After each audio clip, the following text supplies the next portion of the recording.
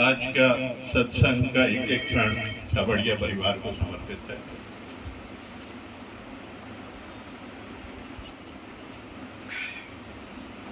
आज प्रश्न भी बहुत सारे हैं और उनका उत्तर देना भी बहुत जरूरी है।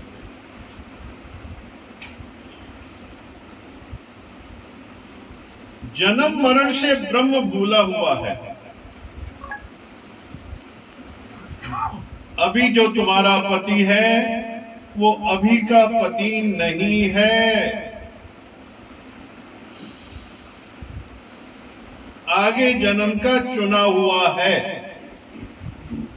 किसी को भी तुमने बोला होगा ये बहुत अच्छा है, ये गुणवान है, तो उसी से तुम्हारी शादी हुई है।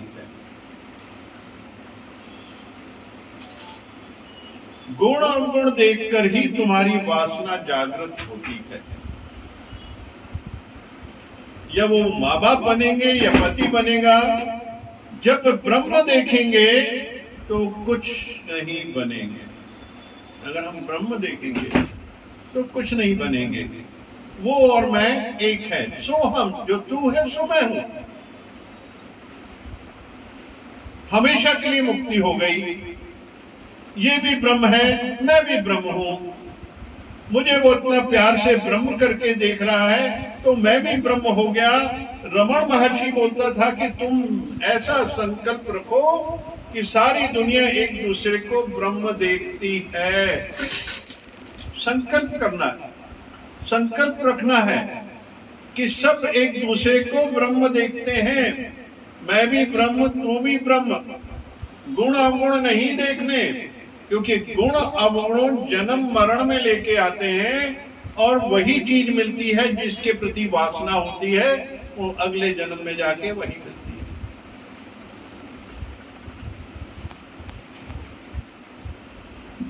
है। ऐसा देखो, सारी सृष्टि एक दूसरे को ब्रह्म देख रही है तो तुम्हारा दिल दिमाग शांत रहेगा। ब्रह्म के सिवा किसी को कोई चारा भी नहीं है। कितनी बार ब्रह्म देखते हैं, कितनी बार ब्रह्म जानते हैं। मंत्र करना सरल है, ब्रह्म देखने में दम लगता है। ब्रह्म देखने में दम लगता है। संकल्प करो। दादा भगवान पे समय एक गुरु कन्या थी। गुरु कन्या ने एक फॉलोअर थी, उनकी डिसाइपल थी, भगवान को मानती थी। वो कहती थी, भगवान मुझे ये बॉम्बे की ये बिल्डिंग बहुत पसंद है, मुझे बहुत अच्छी लगती जब मैं यहां से गुजरती हूँ। तो कुछ समय बाद उस कन्या का विवाह वहीं के किसी एक युवा पुरुष से हो गया, क्योंकि उसने भाव रखा। हम जो भाव रखते हैं वो हमें प्राप्त होता है, क्योंकि ब्रह्मा हमें देते हैं। इस पे हमारा हक नहीं है, इस पे परमात्मा का हक है, वही चीजें बांटना है। एक प्रश्न आया जो हमारे लिए भी बड़ा ज्ञानवर्धक है और आप सबके लिए भी बहुत है, और बहुत से लोग नहीं जानते। प्रश्न ये था, काशी में मणिकर्णिका जो घाट है, जहां दाह संस्कार होता है, और जब दाह संस्कार होता है तो वहां का जो व्यक्ति, जो दाह पंडित या व्यक्ति जो भी दाह संस्कार कराता है, उस राख के ऊपर 94 लिख देता है। जब वो जल के खाक हो जाती तो 94 लिख देता है। 94 बहुत महत्व है इसका, बहुत कम लोग जानते हैं। इसके पीछे भी बहुत सारी बातें हैं जो हमारे पुराणों में, हमारे गीता में या हमारी बहुत सी ग्रंथों के अंदर इससे जानकारी मिलती है। देखिए, एक जीवन काल में एक सत्वकर्मी जो व्यक्ति है, उसके 100 कर्म होते हैं जो वो निभाता है। उन 100 में से जो 94 है वो उसकी देह के वश में होता है, वो देह से ही करता है, फिजिकल बॉडी से होते हैं। किसी की भलाई करना, किसी की अच्छाई देखना, किसी की सेवा करना, किसी की भक्ति करना, लालच नहीं करना, लोभ नहीं करना, ये शरीर से सारी कर्मेंद्रियों से होता है। तो ये 94 चीज कर्मेंद्रियों से होते हैं। तो जब ये शरीर शांत होता है तो ये 94 चीजों को फुल स्टॉप लग जाता है। तो इसीलिए उस राग के ऊपर 94 लिख दिया जाता है। पर 100 होते हैं, एक जीव के 100 कर्म होते हैं। 100 का एक मार्क है जिसको बहुत अच्छे से एक्सप्लेन किया है। एक एक जो जीवन में परोपकार करते हैं हम लोग, शुरू से आखिरी तक जो परोपकार है, लोगों का भला करते हैं, लोगों के बारे में अच्छा सोचते हैं, उनकी क्या जरूरत है कब आप पूरी कर देते हैं, उनके जाने बिना पूरी कर देते हैं। तो ये सारी चीज परोपकार के अंदर आती है। क्योंकि जो परोपकारी है वो आध्यात्म में उसने अथाह धन इकट्ठा कर लिया, आध्यात्मिक धन इकट्ठा कर लिया। ये धन नहीं जो संसारी धन है, वैभव है, ऐश्वर्य है, ये कोई धनवान नहीं है। संसार को दिखाने के लिए वो धनवान है। अगर वो है, उसका अगर आध्यात्मिक स्पिरिचुअल मैच्योरिटी आ गई उसके अंदर, उसने जिस जीव ने ये इकट्ठा किया, तो ये परमात्मा की किताब में लिख जाता है। ये परमात्मा की किताब में लिख जाता है। शुभ कर्म जितने भी हैं ये सब परमात्मा की किताब में लिख जाते हैं। अब जो बाकी जो 6 चीजें हैं जो प्रारब्ध से जुड़ी हैं, लाभ हानि, जन्म मरण, मान अपमान, ये प्रारब्ध है। क्योंकि ये जो प्रारब्ध है ये ग्रहों में जाके एकत्रित हो जाती है।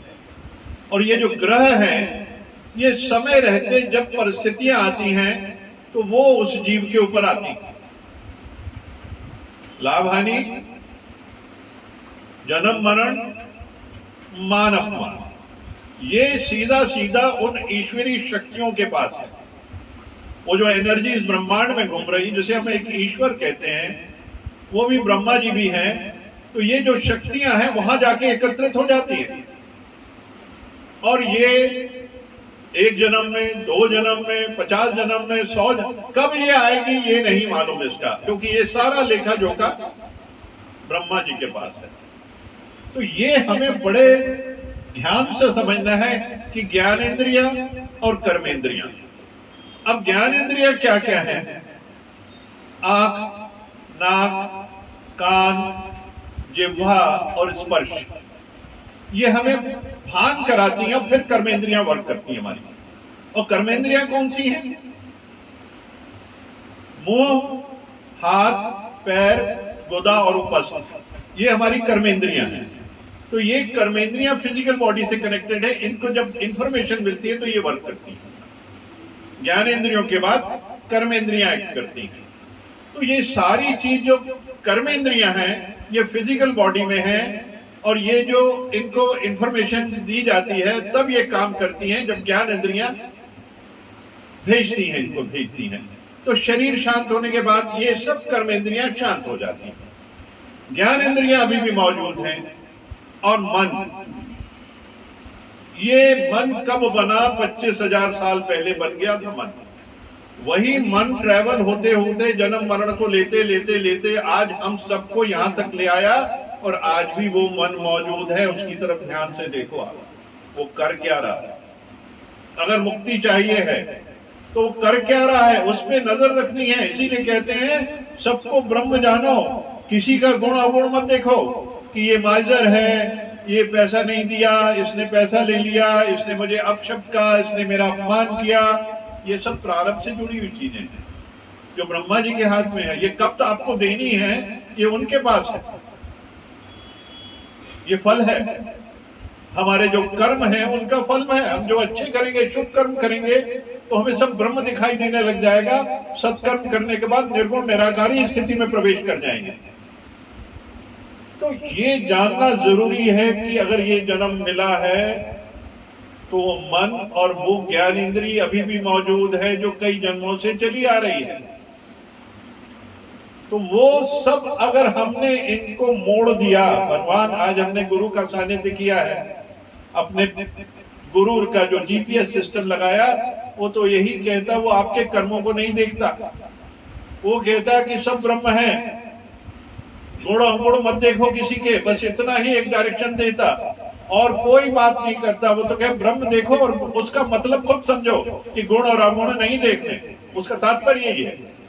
तो यहाँ परिस्थिति बिल्कुल आप समझ के अपना जीवन जिए, वरना ये जो इंद्रियां हैं, मन और इंद्रियां इंसान को कहाँ ले जाती हैं, बार बार जन्म मरण में लेके आती हैं। क्योंकि मोह कामना वासना ये सारी ये मिलके प्रपंच रचती रहती हैं। मन और इंद्रियां जो हैं ये प्रपंच रचती हैं, धोखे में रखती हैं, भ्रम को सच समझ बैठती हैं और उस भ्रम जाल में जीव फंसता जाता है और अपने ओहदे से, अपने जिस पोस्ट है उससे गिरते हुए नीचे पहुंच जाता है। इसलिए इसको संभालना जरूरी है। और आज ये बात आई है तो समझना जरूरी है। अपने आप को साधो, अपने आप को साधो। ये रथ मेरा, मैं राजा हूं, बड़ी शान से जीवन सैर करूं। ये इंद्रियां हैं घोड़े, गलत नहीं दौड़े, गुरु ने मेरी लगाम पकड़ी है, गुरु ने लगाम पकड़ी हुई है, क्योंकि गुरु आपने किया है, गुरु किया। तो ये अगर लखानी जी का प्रश्न मैं इसका उत्तर दे पाया हूं तो मैं इनको कहूंगा कि इन्होंने मुझे बहुत कुछ सिखा दिया, और नहीं दिया तो मैं फिर पढ़ने के लिए जाऊंगा, अगली क्लास पढ़ के फिर उत्तर देने के लिए आऊंगा। 94 जो आपने बताया है उसमें अच्छे और बुरे दोनों हैं। नहीं, शुभ कर्म है जितने भी दिए हैं उन्होंने, व्हाट्सएप में डाल दो, वो आपको दे देंगे। कौन से 100 है, 94 कौन से हैं वो आपको मिल जाएंगे। वो सारे शुभता की ओर जाते हैं और इनको जो जीवन में करता है, ठीक है, शुभ अशुभ कर्म दोनों आपने जो जिक्र किया वो मिल जाएंगे आपको जीवन के अंदर। और यहाँ पे जितने कर्म भलाई के, परोपकार के जितने कर्म हैं वो सामने रखे गए हैं कि परोपकार करते हैं, यानी आप सत्कर्मी हैं। सत्कर्म के बाद फिर निर्गुण निराकारी की जो स्थिति है, जब इनके बाद आप सब ब्रह्म देखने लगते हैं तो निर्गुण निराकार की स्थिति आती है, वो मुक्ति की स्थिति आ जाती है, मुक्त हो जाता है जी। तो यहाँ मैं इनके मुख से सुनना चाहते हैं लखानी जी के कि ये वे कोई सवाल करते हैं। और बहुत अच्छा समझाया। लेकिन आपका प्रश्न बहुत अच्छा था, आपने एक बड़ा ज्ञानवर्धक हमारे लिए एक प्रश्न लेके आए, इसलिए हम सब आपको नमस्कार करते हैं। आप सबको नमस्कार। लखानी जी ये आध्यात्म में सबसे धनी व्यक्ति ये है, आध्यात्म का धनी व्यक्ति है, बाकी जो भी हो जीवन में, पर ये आध्यात्म का धनी है। ऐसे प्रश्न लेके आए, सभी पढ़ें और इस चीज को सामने लाएं। और दूसरा एक और संत जी का था हमारे कि मंदिर जाते हम घंटी क्यों बजाते हैं। मैंने एक बार भेज दिया आपको, पर उसमें फिर भी बहुत सी चीजें ऐसी हैं हम समझे कि देखिए, जैसे हम प्रवेश करते हैं जो पहला घंटा बजाते हैं तो आप ध्यान करिए, पूरी नेगेटिविटी खत्म होती है और आपके अंदर की चेतन शक्ति जागृत हो जाती है, जो आपका स्वरूप है। और सामने जो आइडल है, जो आप जिसके प्रति वर्शिप करने गए, जिस मंदिर में गए हैं, वहां भी वो चेतना जागृत हो जाती है और दोनों मिलके एक हो जाती है। आपका मन शांत हो जाता है, आपका धीरज हो जाता है, आप बिल्कुल राजाओं के राजा हो जाते हैं उस समय। और साइंटिफिक भी है, क्योंकि इससे ओम की ध्वनि निकलती है। जब ये ओम की नाद होता है, वो हमारे अंदर बड़ी स्थिरता, हमारे चक्रों में, हमारे बॉडी ऑर्गन्स के अंदर बहुत सारी जो एक अनियमितताएं होती हैं उनको इकट्ठा करके नियमित कर देता, ओम की ध्वनि कर देती है। और उस गुंजायमान से आसपास की जो बहुत सारे बैक्टीरिया भी खत्म हो जाते हैं, ओम की ध्वनि से होते हैं। अगर वहां कोई मौजूद है वो भी खत्म हो जाते हैं। इसका टोटल महत्व यह है। लेकिन घंटी को वापसी लौटते समय घंटी नहीं बजाना चाहिए। तो जितना आपने वहां कमाया है वो सब शेटर हो जाएगा, सब खत्म हो जाएगा। ये है घंटी बजाने की प्रथा और उसका महत्व, उसका सिग्निफिकेंस। जब आप मंदिर में प्रवेश करें, घंटा जोर से बजाए तो आपका ध्यान पूरा परमात्मा की तरफ, क्योंकि वो शक्तियां जागृत होती हैं। दिस इज ऑल एनर्जीज, ये सारी एनर्जीज है। जब गंगा जी धरती पे आई, इतना वेग था, इतना नाद था, उसके अंदर ओम शब्द का उच्चारण हुआ था, उससे ओम की ध्वनि बनी थी। तरंगों से ही बनती है, जब तरंगे उठी ओम ही निकला उसमें। तो ओम परमात्मा है, ओम भगवान है, हर जगह विद्यमान है।